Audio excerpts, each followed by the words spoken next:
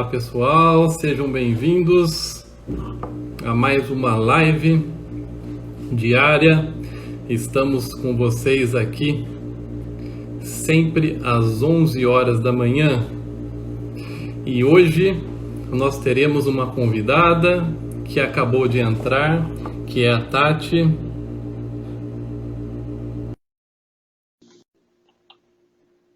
Oi Tati, bom dia, seja bem-vinda. Você está me ouvindo bem? Bom dia, querido. Tudo bem?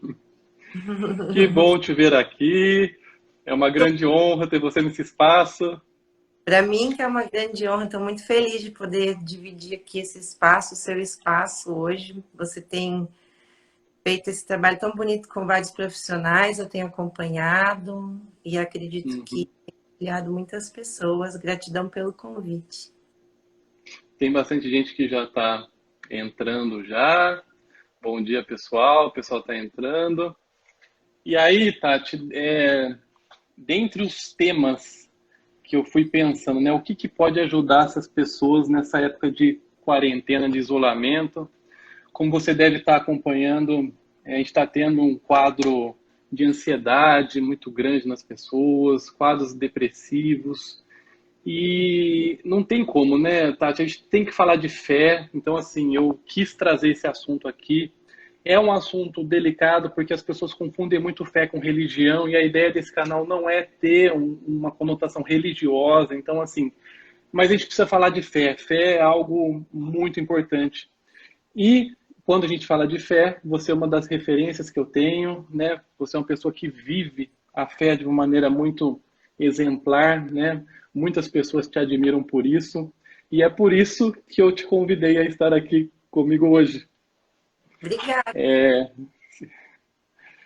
Acho que para a gente começar, né, eu vou falar só um pouquinho da minha parte clínica, né? Quando a gente recebe um novo paciente, tem um formulário que chama anamnese, que os psicólogos fazem, que a gente pergunta um pouco do paciente, para a gente entender um pouco do paciente que chega para a gente, né? E no meu formulário aqui, eu fiz questão de colocar um item de religiosidade. Por quê?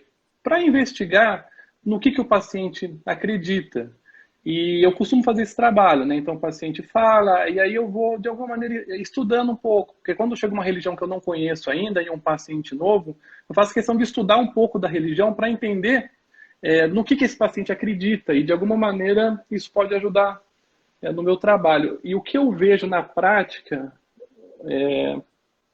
Tati, é que a fé, ela muitas vezes ela cura, né? O simples ato de fé, o simples ato de acreditar em algo. E muitas vezes o paciente chega para mim, logo na primeira sessão, né? E ele fala assim, Jardel, o meu caso tem jeito? Você consegue me ajudar? E às vezes, Tati, eu não sei, porque assim, a cura não depende de mim, a cura é um processo pessoal. E muitas vezes o ato de eu falar para o paciente, sim, tem jeito, a gente vai te tratar. Muitas vezes isso é suficiente para o paciente chegar na semana que vem e falar assim, nossa, Jardel, eu já estou bem melhor. Só de você me falar que dá para a gente tratar, eu já vim bem melhor. Então, assim, e eu nem fiz nada porque foi um atendimento, Tati. Então, isso é um exemplo de fé. O fato do paciente acreditar que pode melhorar já leva o paciente a melhorar. Exatamente. Eu sempre digo que a fé, a gente precisa entender o mecanismo da fé. E muitas pessoas, principalmente no momento em que a ciência precisou se distanciar das religiões, né? E seguir um caminho separado, e a religião foi seguindo um outro caminho. Nesse momento, houve uma ruptura aí, né, de crenças e de entendimentos. E as pessoas passaram a acreditar que a fé, ela está relacionada apenas a acreditar em Deus, ou num poder superior, ou numa divindade, em algo que transcende a ela mesma, né? Mas dentro da minha experiência, inclusive religiosa, espiritual, e também como terapeuta holística, eu vejo que a fé, ela é muito além disso, né? A Sim. fé é Você não precisa ter fé exatamente num Deus ou num mesmo Deus que a maioria das pessoas tem. Mas a gente precisa desenvolver o aspecto da fé em nós, né? A fé em nós mesmos, a fé na vida, a fé no ser humano. Por isso que quando você, né, fez essa fala que a simples fala sua para o paciente não tem jeito sim. Vamos começar esse tratamento, vamos começar as nossas sessões. E na segunda sessão ele volta e diz, eu já estou melhor. Porque você dá algo para que ele acredite. Então, as pessoas, quando chegam nos consultórios, já estão com doenças físicas somatizadas ou com muitas doenças, né, psíquicas, emocionais, e ficam descrentes, né? Não é descrentes apenas de um poder superior, mas descrentes de si, né? Descrentes da vida que está se apresentando para ela naquele momento, cheia de obstáculos,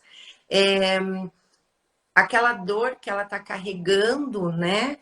Muitas vezes ela está vivendo um luto pela morte de um ente querido. Então, quando você fala sim, tem jeito, você dá para ela algo em acreditar. E a fé é isso, né? A fé a gente transcender, ir além apenas do aspecto religioso, espiritual, e a gente acreditar em algo, né? Naquele momento, o seu paciente está acreditando que esse tratamento que você vai propor para ele, para você orientá-lo, ele olhar para dentro, encontrar o caminho dele de cura, como você disse, né? A gente não cura ninguém, a pessoa se cura, mas a gente orienta, a gente pode mostrar um caminho. Então, quando abre-se esse caminho, eu acredito que você está dando a esperança, e a esperança, né, do verbo esperançar, vem de uma atitude de fé também, né? Então, eu acho que é por isso que funciona tanto, né? Ó, a gente já está com bastante gente online aqui. Ô, Tati, só para o pessoal que entrou agora, existe um quadradinho aqui embaixo com uma interrogação. Esse é um quadrado de perguntas para quem não está acostumado com lives. Eu estou aqui com a Tati, ela veio aqui hoje como convidada para a gente falar sobre a importância da fé.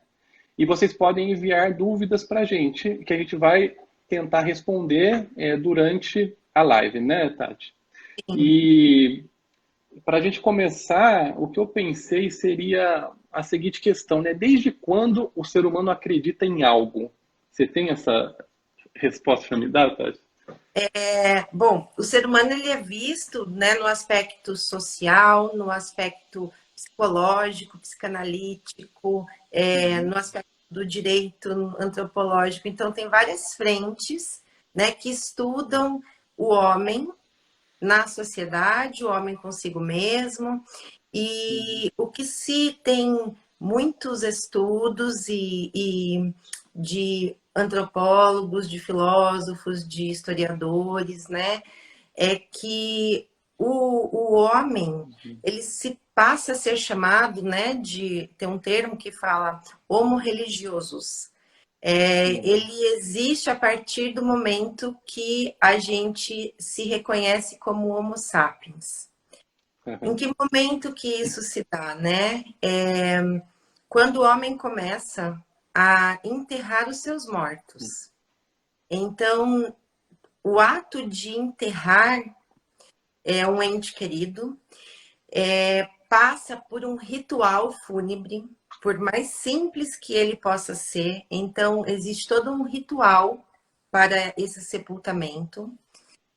Antigamente as pessoas eram enterradas, né? Hoje com os estudos arqueológicos é encontrado muitos instrumentos, né? Juntos, amuletos, utensílios. Então, isso não é apenas o racionalizar o emocional, mas é também acreditar em algo que transcende a realidade material que a gente vive, né? E hoje já tem estudos até que estão indicando que alguns neandertais, ou seja, a espécie que antecedeu um pouquinho ali o Homo sapiens, já fazia esse enterro, esse ritual fúnebre dos seus entes queridos de forma racional, mesmo que não fosse com a racionalidade nossa do Homo sapiens, né? Então, o ato de a morte faz parte da vida do ser humano, né? E quando os animais, em geral, quando, por exemplo, morre, né, um bichinho, eles podem sentir, mas eles não enterram, eles não fazem um ritual, né? Eles podem até, às vezes, você vê, né, principalmente nos animais domésticos, que se tiver mais de um bichinho, ele vai como se fosse consolar aquele outro, né? Mas essa capacidade de racionalizar e de sentir, né, a morte é nossa, né? É uma característica, inclusive, que nos difere do restante, né, dos seres viventes. Então, eu entendo que essa fé, ela começa nesse momento, não precisa exatamente ser a fé num Deus supremo, né, em algo, mas acredita-se que existe algo além da vida, que tenham as pessoas, né, quando passam a enterrar, o homem quando passa a enterrar os seus mortos, ele acredita, então ter fé é um ato de acreditar, né? Ele acredita que existe alguma coisa além da vida material. Então existe uma transcendência, né? Então a fé, ela está aí dentro de nós desde que nos tornamos Homo sapiens, né? A É, fé que tem. a gente tem uma contribuição, uma pergunta aqui já, Tati, que eu vou ler aqui, é da Drica, né? Ela escreveu assim, ó, como me livrar do pensamento suicida? Que eu acho que a gente pode responder nós dois, né, Tati? Eu vou falar brevemente da psicologia aqui e depois você entra com a parte. Então, Drica, o pensamento suicida, ele precisa ser trabalhado, né? A gente precisa entender os motivos, né? A psicanálise diz que nós todos temos duas forças atuantes em nós, que é a pulsão de vida e a pulsão de morte, e são duas forças que atuam a nossa vida toda, porque a gente surge do nada, né? Do pó, e ao pó a gente retorna. Então, a gente nasce já caminhando para a morte, a gente tem que lidar com essa certeza, com esse caminho, durante a vida toda. Em alguns momentos da vida, a gente se conecta mais à morte. Então, são duas forças que estão atuando sempre dentro da gente. E por questões da vida, por perdas, por tristezas, por marcas, né? Viver não é fácil. A gente, às vezes, vai se afastando de elementos da vida e vai se conectando ao elementos da morte. E isso a gente trabalha na terapia, né? Precisa entender, o pensamento suicida, ele é o sintoma, ele é a consequência. A gente precisaria entender o que está te levando a pensar nisso. E pensamento suicida é sério, tá, Drica? Então, às vezes, a gente precisa, inclusive, de remédios psiquiátricos, tá? Antidepressivos, no processo de cura. Isso é a psicologia, né, Tati? E você, o que você nos diz disso? Eu acho que quando você está passando por. Isso é um sofrimento muito grande, né? É uma dor, você não quer estar aqui mais. Por que você não quer estar aqui mais? Né? Eu acho que o pensamento suicida chega quando a gente não vê mais beleza nessa vida, quando a gente não vê mais prazer, alegria na vida que a gente tem, né? Muitas vezes com a gente mesmo. Então, como você disse, sempre tem que procurar a causa.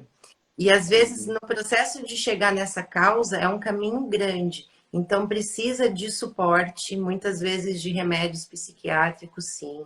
Precisa de acompanhamento de um profissional, né? Um psicólogo, uma psicóloga que vai auxiliar nessa jornada. E o caminho da fé também ampara. E ampara de uma maneira muito saudável, eu acredito, porque traz um conforto, né? Traz um conforto em dizer, olha, você não está sozinha, né? Muitas vezes a solidão, ela traz marcas de dores muito profundas, né? Dentro da gente. A fé, a prática da fé, inclusive da prática da fé em grupo também, né? Ela pode ser, nesse momento, uma base de sustentação, independente da religião que você possa ir buscar esse amparo, né? Mas você tá ali em grupo, em comunidade, a gente nunca pode esquecer que o homem é um ser social. Ele não nasceu para viver isolado, nem sozinho, né? Então, esse amparo da comunidade, esse amparo do grupo é muito importante. E não sentir vergonha, eu acredito, de revelar esse sentimento é um passo muito grande, porque a pessoa não é fraca, ela tem que entender isso. Ela está passando por um momento muito difícil, mas ela não é fraca. E, e muitas vezes a depressão e esses pensamentos suicidas são vistos como se a pessoa fosse fraca. A gente precisa parar com isso. Isso é grave. A depressão é uma doença seríssima, né, Jardel? E é Sim, muito preciso sério. tratar. Então, o tratamento psicológico, o tratamento psiquiátrico e a fé, né, como um todo, ela traz esse retorno da pessoa para si mesma e auxilia nesse processo de cura, né? Tem estudos que comprovam que quando a gente reza, as nossas ondas cerebrais, elas se tranquilizam, né? Elas saem dos picos e elas se acalmam e a gente sente essa benesse no corpo físico. Então, quando você tranquiliza, todo o corpo biológico responde a isso. E, além disso, a gente gera, né, hormônios que trazem felicidade e bem-estar quando a gente está nesse estado. Então, a fé é um recurso muito positivo e eu acho que vem de encontro para auxiliar nesse processo de cura. Mas a gente tem que tomar sempre o cuidado de não levar para o fanatismo e achar que só aquilo pode curar, né? A gente tem que entender que o homem é um ser complexo e que existem estados depressivos que é preciso, sim, dos tratamentos externos, além do amparo da fé. Se der tempo, depois eu conto até um caso pessoal meu mesmo. Eu tive depressão pós-parto na minha primeira gestação. E como eu Uhum. consegui sair dessa depressão, tá bom? Se der tempo, não É, sei se... me lembrou uma reportagem recente, né? Estavam entrevistando pessoas que estavam andando na rua sem preocupação com o coronavírus, né? E teve uma pessoa que estava andando, aí entrevistaram, mas a senhora não está preocupada? Não, é que eu tenho fé e Deus me protege. Só que aí é um Deus me protege e ela vai e se expõe, né? Então, assim, a gente precisa também ajudar, né, Tati? Sim, eu costumo dizer assim, ó, que a nós cabe fazer aquilo que é ordinário, não é? A gente Sim, precisa fazer o que é ordinário, né? Porque se a gente não fizer o que é ordinário e deixar o extraordinário para o transcendente, também não dá certo, né? É quando a gente diz. Pode acontecer dessa pessoa não ser contaminada por uma série de fatores, né? E de repente ela vai dizer: ó, eu andei, fiz tudo, não fiquei no isolamento social e não peguei a doença. Ou ela pegou e ficou assintomática, ela nem sabe. E ela vai sim, atribuir isso à proteção de Deus. Mas e aí, então a gente olha para um Deus injusto. Por que que protegeu ela e não protegeu os outros? Não é sim. mesmo? Então a gente tem que tomar cuidado com isso, né? Eu confio, acredito em Deus, você sabe disso, e em todas as formas das divindades humanas que nós, né, homens, cultuamos. E eu acredito muito seriamente que a gente precisa fazer a nossa parte. A gente precisa agir, né? Haja e o caminho se abrirá. Faça o ordinário, faça aquilo que precisa. E aí deixe os aspectos extraordinários para trazer esse conforto, né? Essa tranquilidade, para superar uma ansiedade, até porque muitas vezes nesse período de confinamento a gente acorda e aquele dia te dá uma ansiedade, você sente até aquela palpitação no coração e você Sim. não pode sair, né? Quem né, tá podendo ficar em casa, tem pessoas que estão aí no serviço essencial. E aí, como você trabalha isso, né? Uma das formas da gente trabalhar isso é a fé, né? Você acredita, você colocar o momento presente. Eu acredito que a ansiedade é um deslocamento que projeta a gente para o futuro. Então, não pensar, ai, quanto tempo eu vou ficar aqui? Será que vão ser mais 10, 30, 40, 60 dias? Ninguém sabe. Então, volta para o momento presente e diga: hoje eu vou viver esse dia aqui dentro da minha casa e vou fazer o melhor que eu posso. E aí você pode fazer uma oração, uma reza, ou silenciar um pouquinho a sua mente. Cada um tem uma forma de se relacionar com o sagrado. A gente precisa lembrar que a fé é quando o homem passou a ter fé, a enterrar os seus mortos no momento que ele entendeu que existe algo que é sagrado, né? Dentro de nós e dentro do outro. Por que você enterra também o outro? Porque você acredita que existe algo de sagrado em Sim. você, O respeito, né? na relação que você tinha com o outro, e que para esse mundo onde essa pessoa que morreu está indo, ela é sagrada, né? É um mundo sagrado. Sim. Então, a gente consegue sim, através desse mecanismo da fé, que ele é muito amplo, extrapola as religiões, trazer Uhum. essa verdade também para os. A Daniela, ela escreveu assim, ó, superei a síndrome do pânico com exercícios físicos, mas agora os sintomas retornaram. Então, eu vou responder aqui, Tati, e depois você vê se tem algo a complementar, tá? É difícil a gente fazer uma análise mais profunda, viu, Daniela? Porque eu não conheço você profundamente, mas o que me parece, tá, foi que a questão não foi tratada, né? Então, assim, todo sintoma, toda doença que a gente tem é uma mensagem do nosso corpo de que existe algo que precisa ser visto. E se a gente não entende a mensagem, os sintomas voltam. Então, eu entendo que você teve uma síndrome do pânico, aí você superou com exercício físico, então você teve um movimento em direção à vida, como eu falei agora há pouco, que tem a pulsão de vida e pulsão de morte.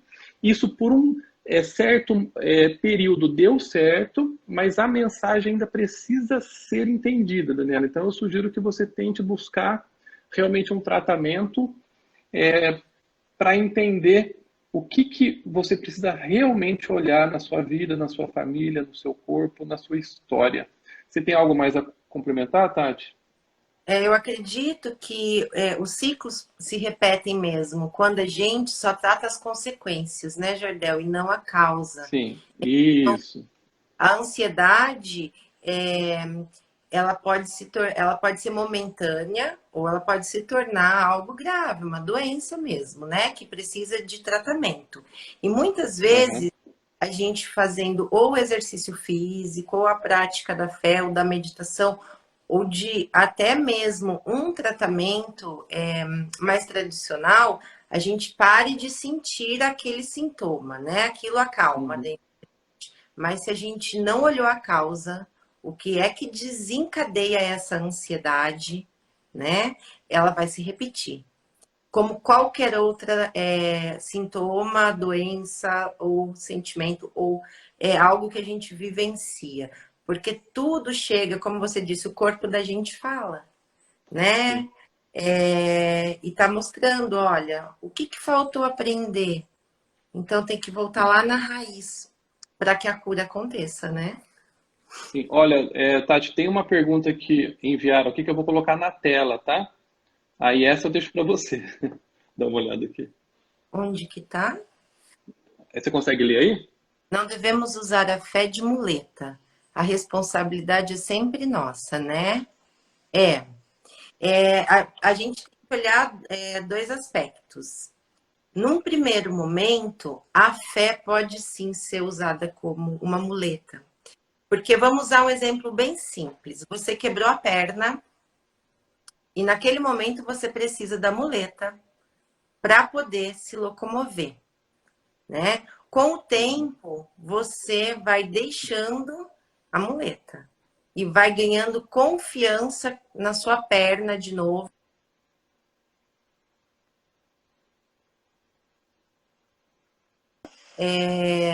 no chão e caminhar. A fé é a mesma coisa. Num primeiro momento, muitas vezes você pode precisar dela sim como uma muleta. Se você chega até a fé pelo mecanismo da dor, você vai utilizá-la como uma muleta. E depois você vai aprendendo, porque você vai olhar para dentro e você vai iniciar o seu processo de cura. E aí você vai aprender que a responsabilidade é nossa, né? Daquilo que nos chega e daquilo que nós atraímos e daquilo que nós somos. E aí você vai usar a sua fé para te ampliar, para te tornar um ser que consegue transcender. Então, não sei se ficou clara a minha resposta. A gente pode usar das duas maneiras. Olha, Tati, a gente tem várias perguntas, várias contribuições, mas eu acho que era interessante a gente caminhar um pouco mais com o nosso tema aqui, que seria Tá. essa época de quarentena, de pandemia, né? Como que você está vendo as pessoas, como que as pessoas, de maneira geral, estão reagindo a isso? O que que você tem a dizer sobre esse período difícil que a gente está vivendo, Tati? Eu tô já há 40 dias em isolamento mesmo. Eu não saio da minha casa, meu marido só que sai quando precisa ir ao mercado, por exemplo. A gente está fazendo direitinho como está sendo recomendado. Eu consigo fazer alguns trabalhos através, né, online, né, home office. Entendo quem não consegue. Quem não Uhum. consegue, por favor, se previna, tenha responsabilidade consigo mesmo e com a sociedade, né, Jardel? Às vezes você Sim. pode ficar em casa. Às vezes você não pode realizar o seu trabalho home office, como eu posso. Então, você tome todas as medidas que são orientadas para você se prevenir, como a gente disse, né? Fazer o ordinário. E quando você faz por você, você também está fazendo pelo próximo, né? Então, o que eu tenho visto? Eu tenho visto dois lados, bem dois lados da moeda mesmo, assim, no meu olhar. Tem as pessoas que acreditam e compreendem esse momento, né? E estão despertando a solidariedade, estão despertando para o auxílio ao próximo. E tem o outro lado também, né? Tem as pessoas que estão negando que isso existe. A gente está naquela fase como do luto, né? A fase da negação, e depois Sim. elas oscilam entre a negação e a raiva, né? Porque tem hora que ela sente raiva, tem hora que ela diz que nada disso é verdadeiro, ela quer ir para a rua e ela vai. E então eu vejo que o que esse momento todo está trazendo para nós, como comunidade, como sociedade, como seres humanos, está trazendo uma revelação daquilo que nós temos dentro de nós. Ainda não está trazendo um processo de cura.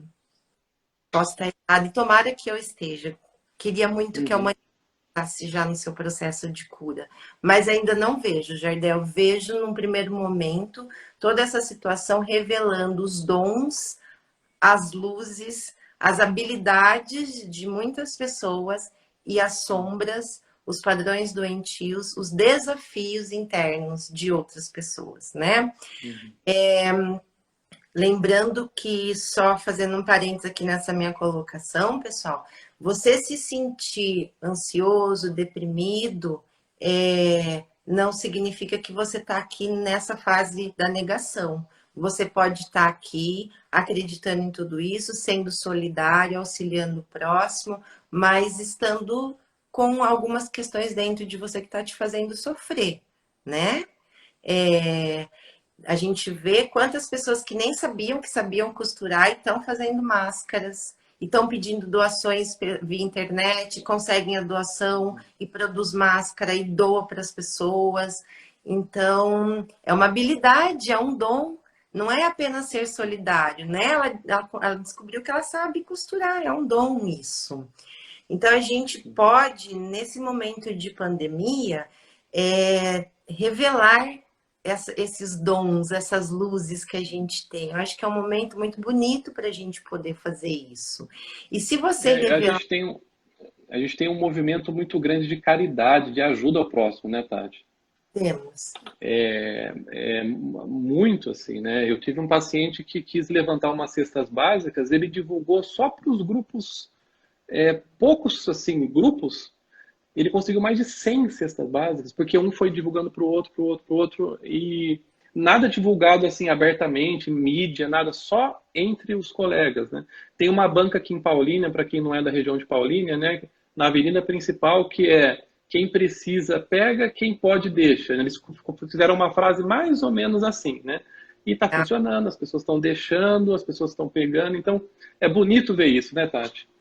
sim, eu acho que revela esse lado do ser humano, que é essa solidariedade, né? E além da solidariedade, eu acredito que o homem, como ser social, né, como ente, como ser religioso, ele nasceu para viver em cooperação.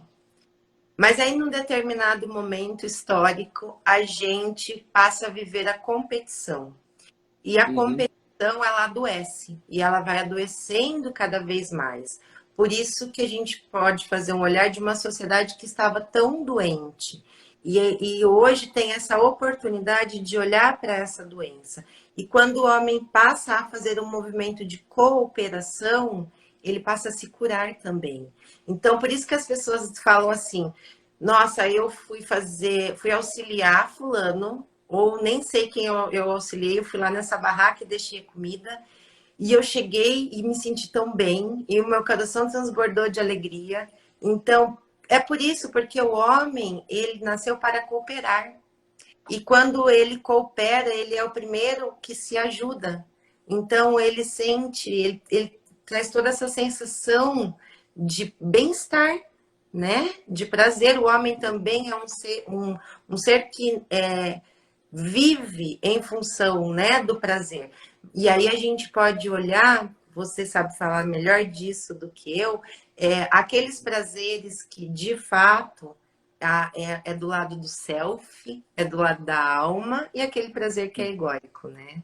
Eu acho que esse prazer que as pessoas estão sentindo em ser solidárias, em cooperar, está ligado a esse lado self, a esse lado da alma, né? De entender que nós Olha, somos.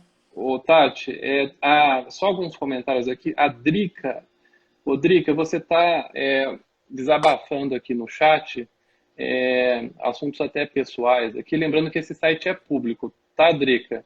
E eu te convido, manda um direct para mim depois, que a gente conversa só nós dois dessas questões, tá bom? Com relação à Roberta aqui, eu vou ler o que ela escreveu, tá, Tati? Para você me ajudar a responder aqui, ó.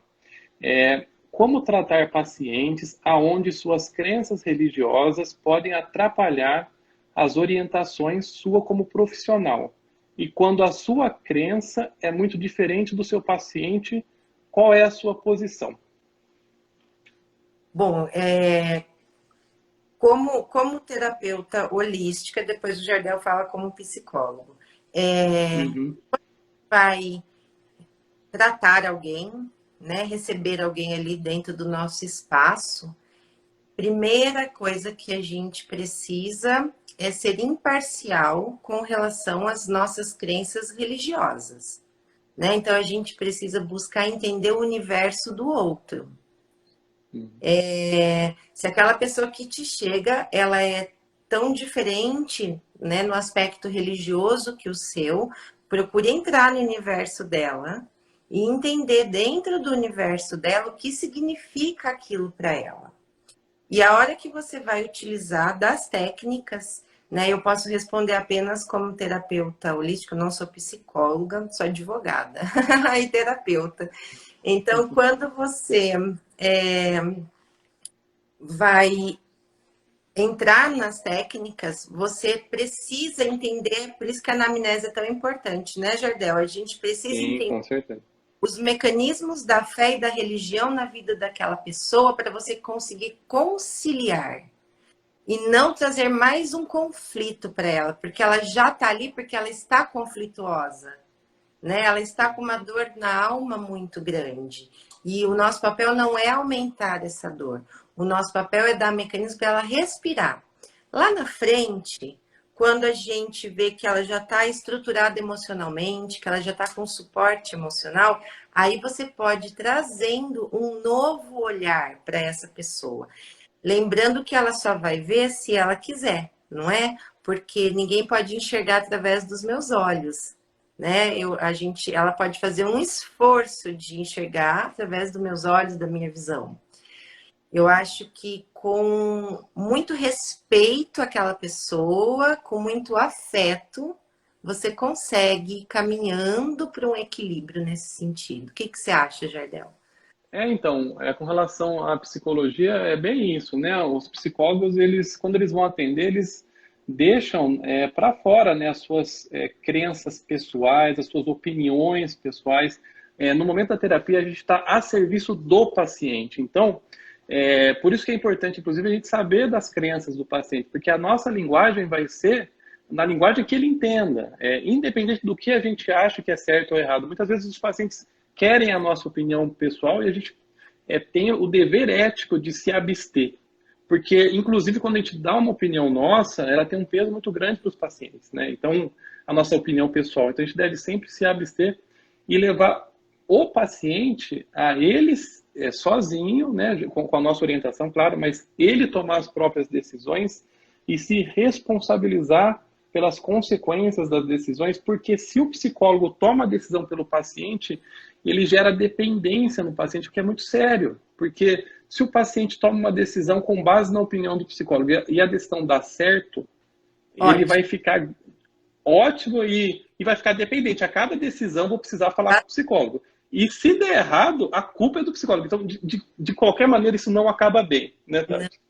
É preciso sempre fazer com que o paciente, o atendido, ele entenda que ele tem que trazer para a vida dele a responsabilidade de tudo que ele vive, do papel dele dentro da família, dentro do trabalho, dentro da comunidade religiosa que ele pode estar vivendo. Então, ele precisa entender que a responsabilidade é dele, senão ele acaba entendendo que está sempre fora e nunca dentro, né? Então, aí deu errado, vai falar, a culpa é do meu psicólogo. Ah, deu errado porque a culpa... Então, assim, é um padrão de vitimismo que a pessoa já traz e ela vai pôr a culpa no pai pela vida ser assim, vai pôr a culpa na mãe pela vida ser assim, vai pôr a culpa no chefe pela vida ser assim, vai pôr a culpa na sociedade, sempre vai ter um culpado. Então, é preciso ir trazendo esse entendimento para esse paciente, para que ele, né, tome as decisões realmente sozinho, e compreenda que a terapia ela é um caminho, né?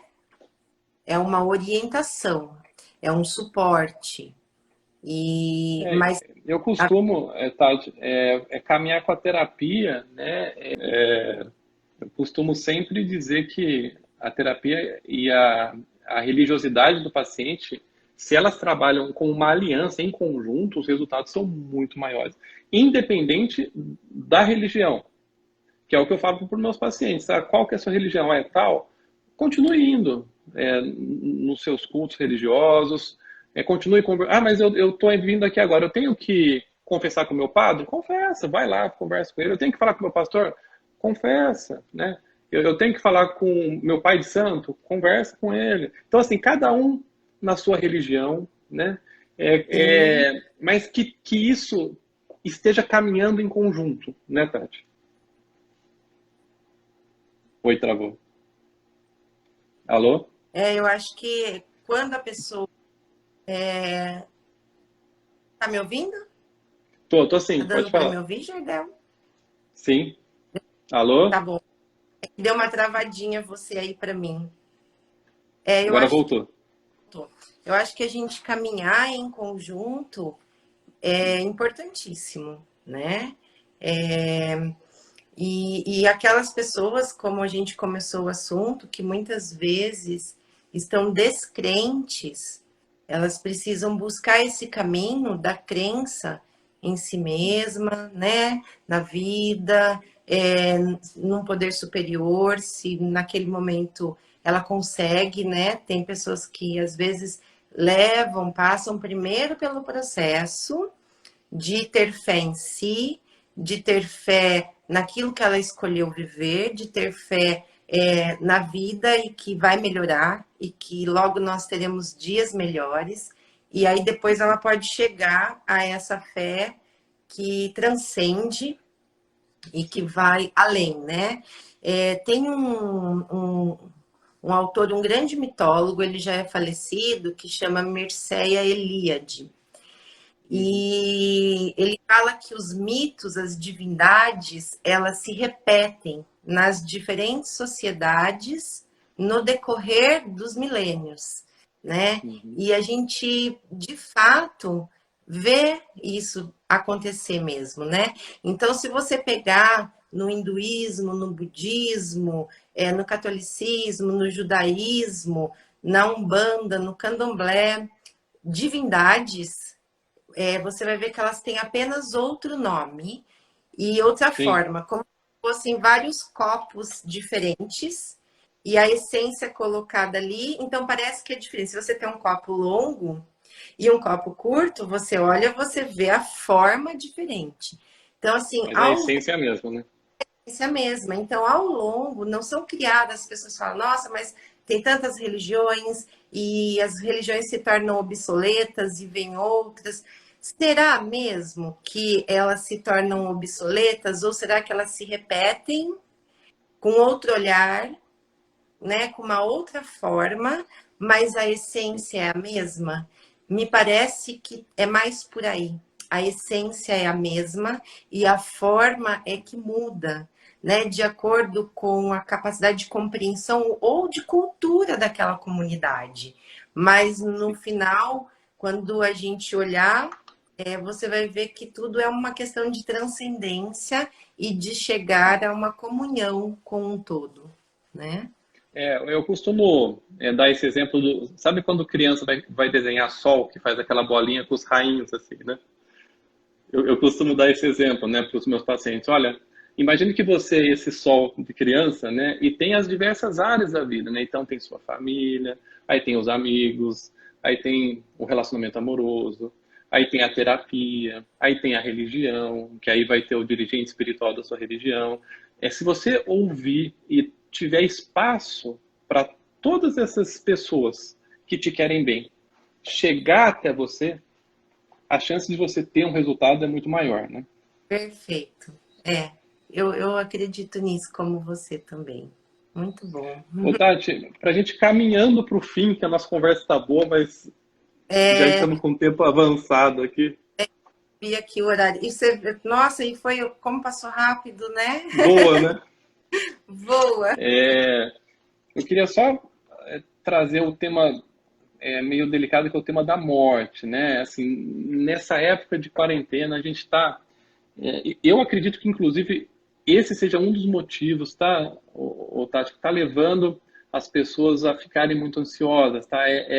Esse contato próximo que a gente está tendo com a morte. Porque se a gente liga a TV, a gente vê caixão sendo enterrado, né? É o dia inteiro. E as pessoas estão sendo forçadas, né, a olhar para a morte, que não seja alguém próximo morrendo, mas é na TV, é nas conversas, é nos grupos de WhatsApp. E o que você acha disso, Tati? Eu acho que a gente culturalmente não é ensinado a olhar para a morte, né? Apesar dela ser a única certeza, né? 100% certeza que todo mundo vai morrer um dia, né? Isso é algo que não tem como mudar, né? Mas a gente não é levado, não é ensinado a olhar para esse aspecto, né? Que tudo na natureza, e nós fazemos parte da natureza, ela tem começo, ela tem meio e ela tem fim, né? Sim. E a gente não é habituado a lidar nem com finais, né? Fim de relacionamento. A gente não tem estrutura emocional para lidar com o fim de um relacionamento, seja ele amoroso, seja ele da amizade, entre amigos, o fim de um trabalho, né? Muitas vezes a gente perde emprego, ou a gente não quer mais aquele emprego e a gente quer pedir demissão, quer se desligar, e muitas vezes a gente não consegue ou demora muito porque a gente tem dificuldade de pôr pontos finais, né? A Até gente o tem fim da série, né? A gente está vendo uma série e acaba, falando, não, eu quero. Quando vem a próxima temporada? exatamente. Então, eu acho que a morte ela faz parte do ciclo da vida, né? Ela é natural. E a gente aí acaba que a gente vai vivendo como se a gente nunca fosse morrer e a gente morre como se a gente nunca tivesse vivido. E a gente é uma oportunidade esse momento da gente ver que nós somos perecíveis, né? Que nós não somos eternos, que as pessoas que estão ao nosso lado podem também partir, né? E aí vem esse medo pela falta desse olhar, desse ensinamento, dessa cultura. Então a morte está batendo aí, né? E está gerando ansiedade, e está gerando medo. E é muito delicado, porque não existe uma fórmula matemática que a gente passa aqui para as pessoas e diga: olha, se você fizer isso, você não vai sentir medo da morte. Ou você não vai sentir medo de perder um ente querido. Né? O que existe é a gente olhar para dentro e com aquilo que a gente tem, inclusive a fé, não pensar. Não é não pensar no sentido de abstrair e fingir que não existe. Não. É não pensar que ela está aqui e agora eu vou morrer e o que vai acontecer, ou se alguém perto de mim morrer, porque você gera uma ansiedade em cima do medo, né? Eu acho que o medo Sim. também acaba deslocando a pessoa para esse momento da ansiedade. Então, eu acho que a fé é um recurso muito grande nesse momento para acalmar a nossa mente e Uhum. trazer um olhar da compreensão que nós somos perecíveis e que nós podemos morrer e que um dia iremos. Mas a gente tem que Sim. tomar cuidado para não criar um monstro, né? Um monstro e aí a gente adoecer e ter síndrome do pânico, entrar em depressão e por aí vai. Sim. O Bert Hellinger, ele tem uma frase famosa que ele diz que o que rejeitamos nos aprisiona. Exatamente. É isso mesmo, né? É aquilo que a gente tem medo de olhar, é aquilo que vai mais cutucar a gente ali dentro, é aquilo que mais vai chegar. Então, se você está criando esse pânico, esse medo de morrer ou de perder alguém, toda hora você vai estar revivendo aquilo dentro de você. Então, acaba se tornando algo real no seu dia a dia. Não vai acontecer, É pode ser, o, né, que não aconteça, mas você. o, aquele médico Drauzio Varela, ele comentou, né, que a pessoa, ao saber que o coronavírus dá falta de ar, ela pode sentir falta de ar. Não porque ela esteja como um sintoma, mas como um efeito daquela informação.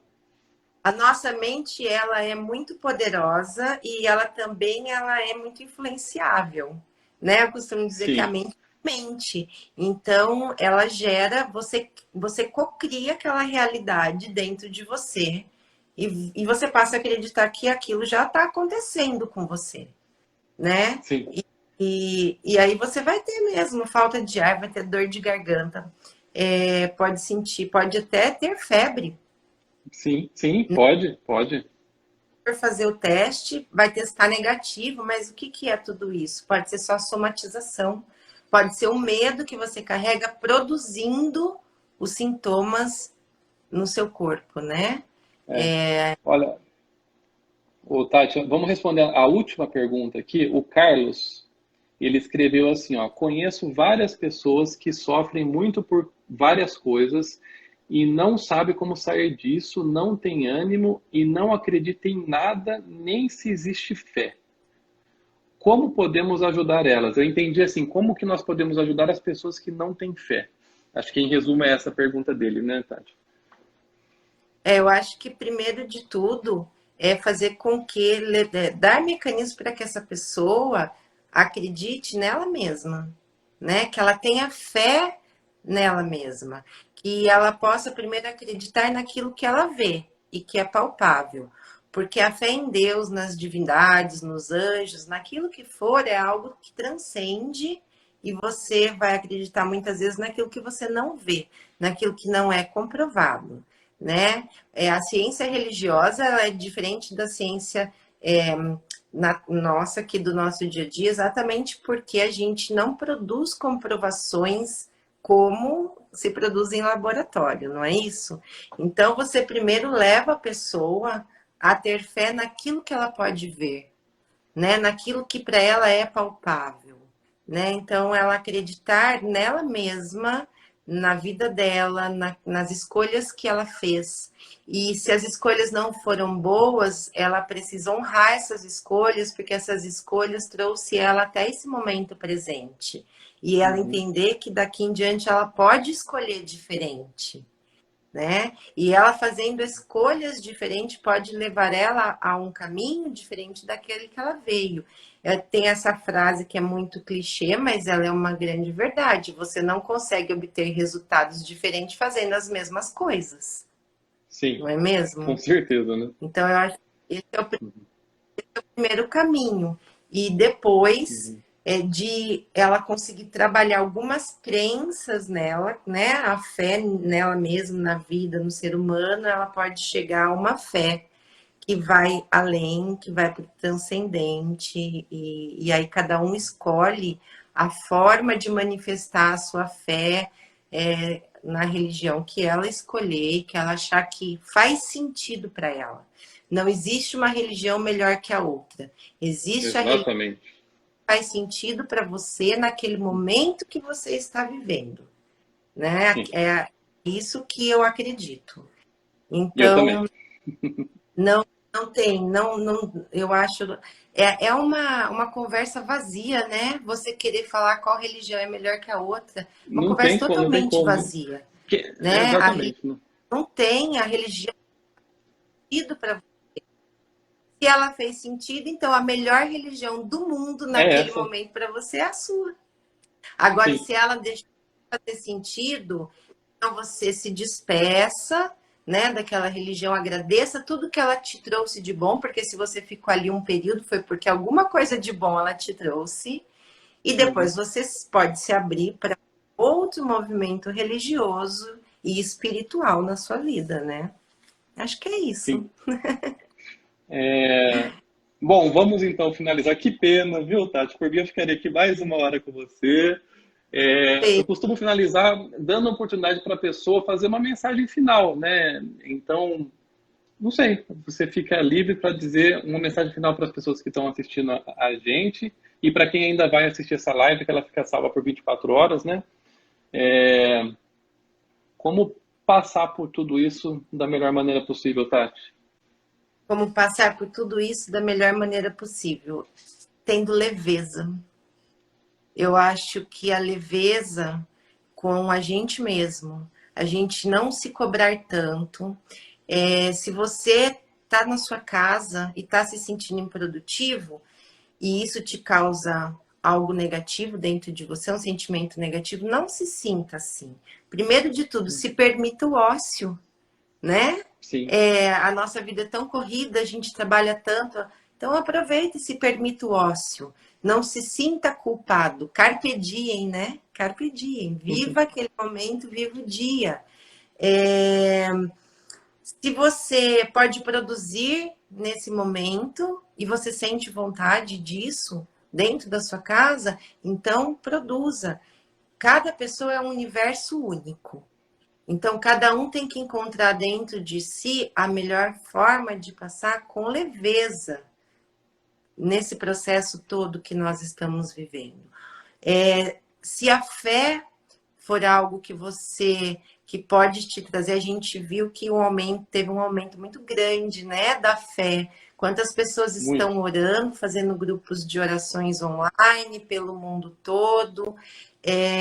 Então, a fé também é um recurso para você passar por isso.